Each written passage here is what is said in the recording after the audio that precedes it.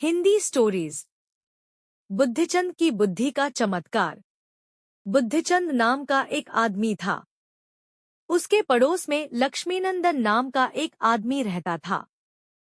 बुद्धिचंद ने अपनी बेटी की शादी के लिए लक्ष्मीनंदन से 1,000 रुपए उधार लिए थे। उसकी बेटी की शादी हो जाने के बाद लक्ष्मीनंदन ने बुद्धिचंद से अपने पैसे वापस मांगे। बुद्धिचंद ने कहा, सेठ जी, मैं आपका एक एक पैसा चुकता कर दूंगा, मुझे थोड़ा समय दीजिए। लक्ष्मीनंदन ने कहा, मेरा ख्याल था कि तुम एक ईमानदार आदमी हो, पर अब पता चला कि यह मेरी भूल थी। बुद्धिचंद ने कहा, सेठ जी, धीरज रखिए, मैं आपका कर्ज अवश्य चुका दूंगा। मैं बेईमान नहीं हूँ। अगर तुम बेईमान नहीं हो तो मेरे साथ अदालत में चलो, वहां न्यायाधीश के सामने लिखकर कर दो कि तुमने कर्ज के बदले में अपना मकान मेरे पास गिरवी रखा है। बुद्धिचंद ने कहा, सेठ जी, अदालत चलने की क्या जरूरत है, मुझ पर विश्वास रखिए, मैं आपका पैसा जल्द से जल्द लौटा दूंगा। पर लक्ष्मीनंदन ने बुद्धिचंद की एक न सुनी। वह अपनी इस जिद पर अड़ा रहा कि बुद्धिचंद अदालत चलकर दस्तावेज पर हस्ताक्षर कर दे। वास्तव में लक्ष्मीनंदन बुद्धिचंद के मकान को हड़पना चाहता था। बुद्धिचंद लक्ष्मीनंदन के मन की बात ताड़ गया। उसने लक्ष्मीनंदन से कहा, मैं अदालत चलने के लिए तैयार हूँ, पर वह चलने के लिए मेरे पास ना तो घोड़ा है और न। सेठ ने बीच ही में उसकी बात काट कर कहा, तुम तैयार हो जाओ, मैं तुम्हें अपना घोड़ा दे दूंगा, पर मेरे पास अच्छे कपड़े भी नहीं हैं। बुद्धिचंद ने कहा, चलो, मैं तुम्हें अपने कपड़े भी दे दूंगा। लक्ष्मीनंदन ने कहा, मगर मैं पगड़ी की व्यवस्था कहाँ से करूंगा? बुद्धिचंद ने कहा, वह भी मैं तुम्हें दे दूंगा। और कुछ चाहिए? लक्ष्मीनंदन ने कहा, सेठ जी, मेरे पास तो जूते भी नहीं हैं।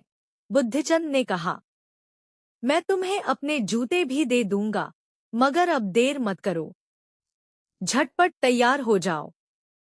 लक्ष्मीनंदन ने मन ही मन खुश होते हुए कहा। बुद्धिचंद ने लक्ष्मीनंदन की पोशाक पहन ली, सिर पर पगड़ी और पैरों में उसके जूते पहन लिए। वह लक्ष्मीनंदन के घोड़े पर सवार होकर उसके साथ अदालत जाने के लिए चल पड़ा।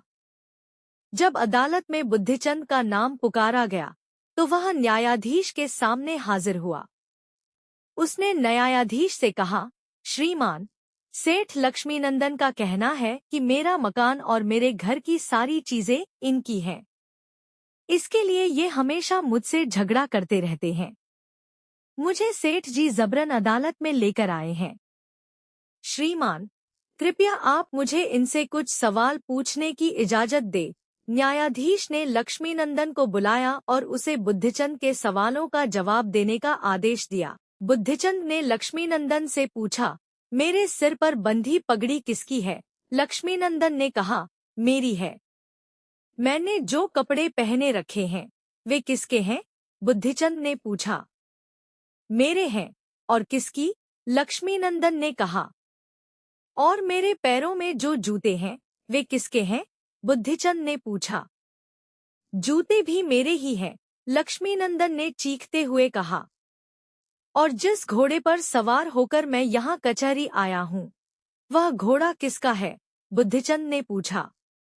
वह घोड़ा भी तो मेरा ही है, लक्ष्मीनंदन ने ऊंची आवाज में कहा। पगड़ी, घोड़ा, जूते, कपड़े सब मेरे हैं। अदालत में मौजूद सभी लोग लक्ष्मीनंदन का जवाब सुनकर ठठाकर हंसने लगे। हर किसी को लगा कि लक्ष्मीनंदन पागल हो गया है। अंत में न्यायाधीश ने मुकदमा खारिज कर दिया। बुद्धिचंद ने अपनी बुद्धि से अदालत में लक्ष्मीनंदन को हंसी का पात्र साबित कर दिया। इस तरह उसने लक्ष्मीनंदन के षड्यंत्र को विफल कर दिया।